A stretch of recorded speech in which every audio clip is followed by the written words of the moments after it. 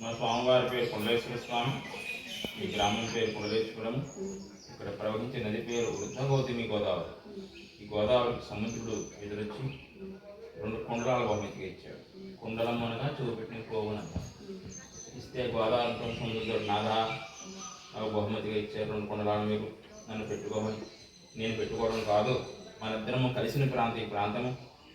మనిద్దరి జ్ఞాపకార్థం, లోక కళ్యాణార్థమై మానవులు పూజ చేసుకోవడం కోసం ఒక కుండలా నది ఒడ్డున మనకి ఇక్కడ, 2వ కుండ నదీ గర్భంలోని ప్రతిష్ఠ చేయమని కోరుదుట గోదావరి వృద్ధ గౌతముని. ఆయన ఆ విధంగా ప్రతిష్ఠ చేసి నదిలో స్నానం చేశాడు. పైగా ఆయన వృద్ధాప్యం పోయి యవ్వనం వస్తుంది. ఈ క్షేత్ర మహత్యం ఏమిటి అంటే వృద్ధులు కూడా, ముసలివాళ్ళు కూడా ఈ క్షేత్రంలో స్నానం చేయడం వల్ల యవ్వనం వయసు వస్తుంది అనేది ఈ క్షేత్ర మహత్యం. ఇది గౌతమి గ్రంథంలో 103వ అధ్యాయంలో 15వ శ్లోకంలో చెప్పబడుతోంది. అంతేకాకుండా బ్రహ్మాండ పురాణం తెలియజేస్తాం.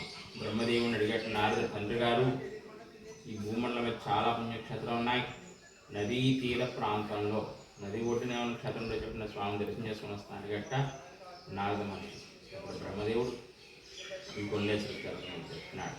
అనంతం కుండలాఫలం, నదిలో స్నానాన్ని దర్శనం చేసుకుంటే అనంతం, అంతా ఎంత అని వర్ణించలేము, కోటి రెట్టు పరిధి వస్తుంది చెప్పగా నారదుడు వచ్చి నదిలో స్నానం చేసి నదిలో ఉన్న కొండలేశ్వర స్వామి అభిషేకం చేసుకుని అల్లా పైకి వచ్చి స్వామి అర్చన చేస్తున్నాడు నారదుడు అని చెప్పి మనకి బ్రహ్మాండ పురాణం తెలియజేస్తాం.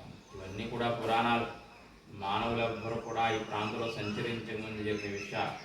మానవులు ఎవరైనా సంచరించేటైన క్షేత్ర విశేషాలు ఉన్నాయంటే భక్త మార్కండేయుడు. మన మానవుడు 4వ శతాబ్దం వాడు, ఆయుష్ 16 సంవత్సరాలు. ఆయన 13 ఏళ్ళని భారతదేశంలో ఉన్న క్షేత్రాలను దర్శనం చేసుకుంటూ నదిలో స్నానం చేసి స్వామివారి దర్శనం చేసుకుని ఆఖరిని హిమాలయాలు వెళ్ళి హిమాలయాల్లో తపస్సు చేసుకుంటుంటే అమరావతి తీసిపోతున్నప్పుడు దేవుడి శ్లోకం చదివాడు. కుండలీకృత కుండలేశ్వర కుండలం వృషవాహనం. కుండలాకారంలో ఉన్న ఓ కొండలేశ్వర స్వామి వృషవాహనుడవై నంది వాహనుడవై ప్రాంతంలో ఉన్నావయ్యా. నారదాది మునీశ్వరస్వద వైభవం భువనేశ్వరం. నారదులు మునీశ్వరులు యోగులు వచ్చి స్నానం చేసి పూజ చేసుకున్న భువనేశ్వరం పుణ్యమైన క్షేత్రం ఇది. అంధకాంతకమశ్రితామరా, అంధకాంతుడనే రాక్షసుడు ఒకానొక టైంలో శివభక్తులందరినీ చంపేస్తుంటే, ఓ కుండలేశ్వర నీ భక్తులను కాపాడుకోవడం కోసమని గతంలో అంధకాంతుడనే రాక్షసుని సంహరించావు. అలాంటప్పుడు నేను నీ భక్తునే కదా,